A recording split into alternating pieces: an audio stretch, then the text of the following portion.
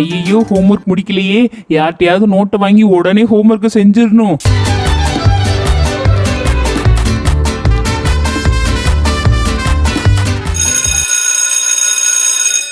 ஆகா, இன்னைக்கு இந்த 2 பசங்களை வேற காணுமே. நம்ம நல்லா மாட்டோம்.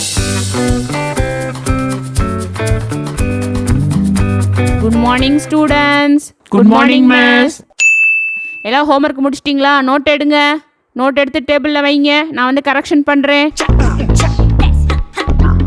ஹோம்ஒர்க் முடிக்காதங்களா எழுந்துச்சு நில்லுங்க. இன்னைக்கு இருக்கு கம்பை எடுத்து உங்க எல்லாத்தையும் விழுக்கிறேன் பாரு. ஆஹா, இதுலேருந்து எப்படியா தப்பிக்கணுமே. ஐடியா. பேசாமல் அந்த மின்னு பையன் வரல, மின்னு தான் நோட்டை வாங்கிட்டு போனான்னு சொல்லிட வேண்டியதான். மிஸ் நான் ஹோம்ஒர்க்லாம் முடிச்சிட்டேன் மிஸ். முடிச்சிட்டியா? அப்போ நோட் எங்க?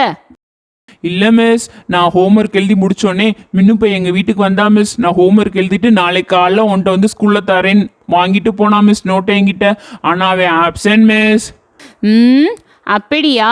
Excuse me miss, sorry for the late miss. ஆஹா, இவன் வேற இங்கே வந்துட்டானே. உள்ளவா, உன் கதை தான் இங்கே ஓடிட்டு இருக்கு.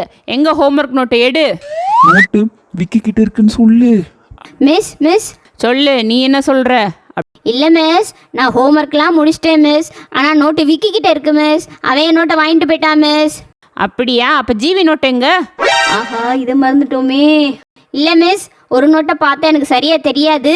2 நோட்டு வேணும் அப்படின்ட்டு என்னோட நோட்டையும் ஜீவியோட நோட்டையும் சேர்த்து விக்கி வாங்கிட்டு போயிட்டான் மிஸ். எஸ்கியூஸ் மீ மிஸ், மன்னிச்சிருங்க மிஸ், லேட் ஆயிடுச்சு மிஸ் வர்றதுக்கு. வா, நீ என்ன கதை சொல்ற? ஹோம்ஒர்க் நோட் எங்க எடு.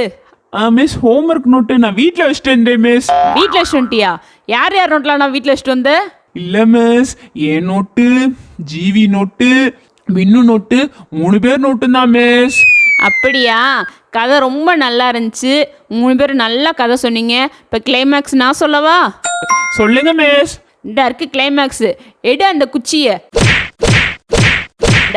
ஹோம்ஒர்க் செய்யாமல் வந்துட்டு என்கிட்டே கதை சொல்றீங்களா?